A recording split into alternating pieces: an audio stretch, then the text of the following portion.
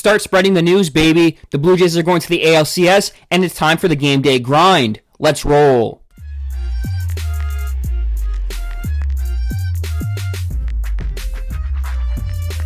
What's up, sports fans? My name is Chris. Welcome back to Game Day Wagers, and thank you for tuning into episode 4 of the Game Day Grind. Today is Thursday, October 9th, and in today's video, we have a massive slate to break down. We have a massive NHL betting card. We have some college football. We have the NFL Thursday Night Football between the Philadelphia Eagles and New York Giants. A huge betting card. I'm excited for it, and I hope I can make you some money along the way.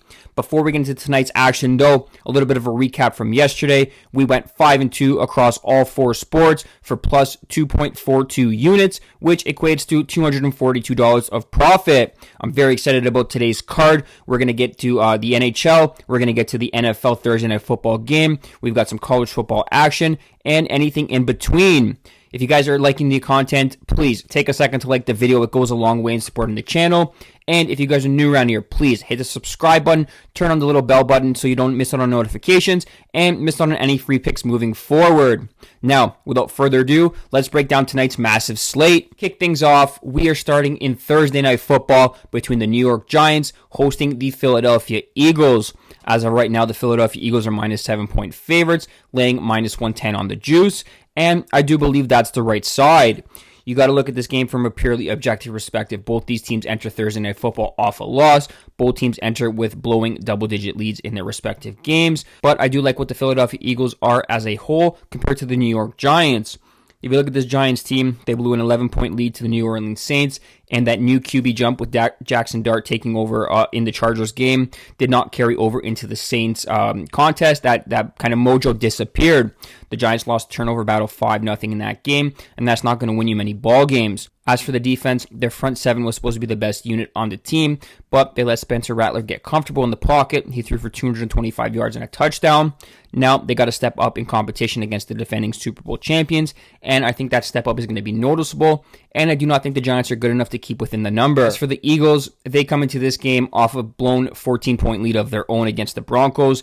If not for a few questionable calls or non-calls go their way, we could be looking at a 5-0 team.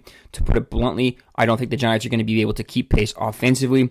The Eagles' offense has yet to actually bust out despite hitting 30-plus points in 2 of the last 3 games. Getting this key number of 7 is a solid buy point, in my opinion, for a team that's beat the Giants in 6 of the last 7 meetings. Throw in the fact that the Giants are 0-10 all-time on Thursday Night Football, I'm going to happily lay the points here at minus 7 with the Philadelphia Eagles. If you're looking for a player prop in tonight's Thursday Night Football game, I'm going to give you Jalen Hurts over 38.5 rushing yards. The odds are minus 110. I know Jalen Hurts often gets criticized for his passing abilities, but there's no denying his usage and efficiency as a rusher.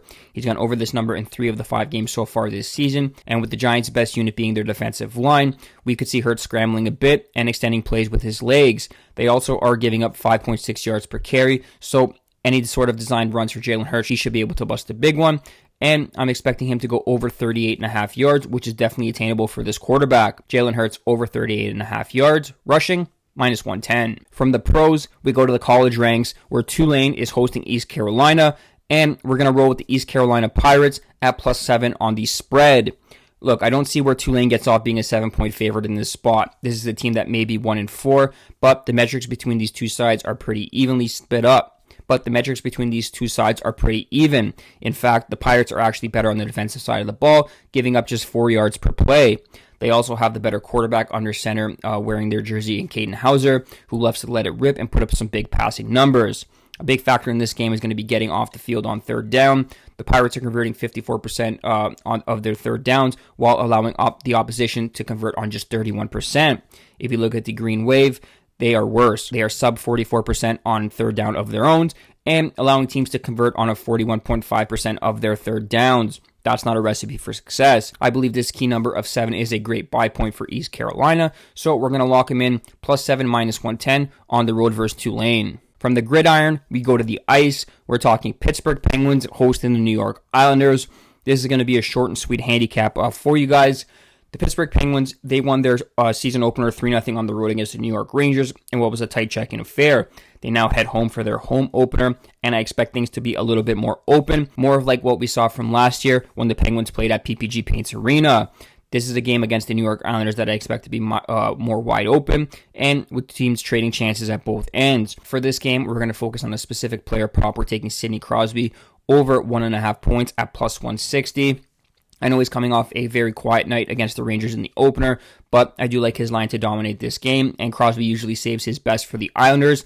He's racked up 137 points in 90 games played against this Islanders team, and I expect his line to elevate their game, and specifically Crosby, and get on the score sheet in a big way. He's paying plus 165 for 2 points, so that's plenty of value with one of the game's best players. Take Crosby over 1.5 points, plus 165. From Pittsburgh, we go to the Motor City. Let's talk about a team that's looking to start its season on the right foot.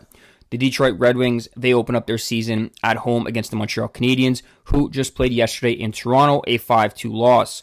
The Habs had some moments in that game, sure, but this is a young side that makes plenty of mistakes, and they'll struggle on the road in the second of a back-to-back, where the home team will get their matchup advantages. The Red Wings, they have high expectations this year of probably sniffing a wild card spot. They have a good core with some talent up front. They've got a good young defense core, and they have the goaltending that could stand on its head when called upon. I'm not going to lie. Early on in the season, it's all about how you perceive teams coming into the season and whether there's value based on the current odds. And at minus 130, with the Habs on the back end of a back-to-back, I think there's plenty of value on the Detroit Red Wings to get the job done on home ice. I would play this up to minus 150. Game of the Detroit Red Wings on the money line, minus 130. From there, we're heading up to Boston, where I think this total is flat out wrong.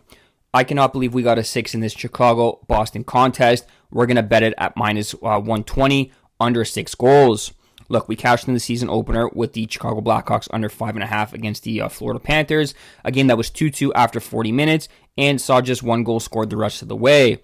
This Chicago team is going to struggle for offense outside of Connor Bedard.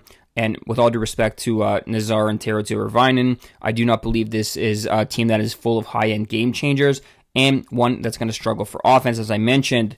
Now they have to play their second game on the road against a Boston side that's also coming off a back-to-back performance, a 3-1 win yesterday against the Washington Capitals.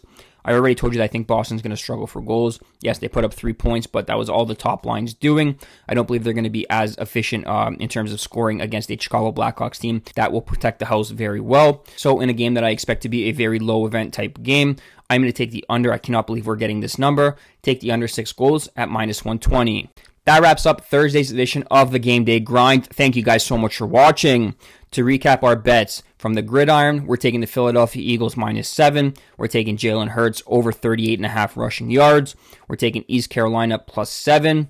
From the ice, we're taking Sidney Crosby over 1.5 points plus 165. We're taking the Detroit Red Wings on the money line minus 130. And we're taking the Boston-Chicago game to go under 6 goals at minus 120. If you guys are enjoying the content, please drop a like on the video. I'd very much appreciate that. It goes a long way in supporting the channel. And if you guys are new around here, please sub to the YouTube channel Game Day Wagers. We are pumping out some great content on a daily basis, and I do not want you to miss out on anything going forward. And as always, keep grinding and good luck.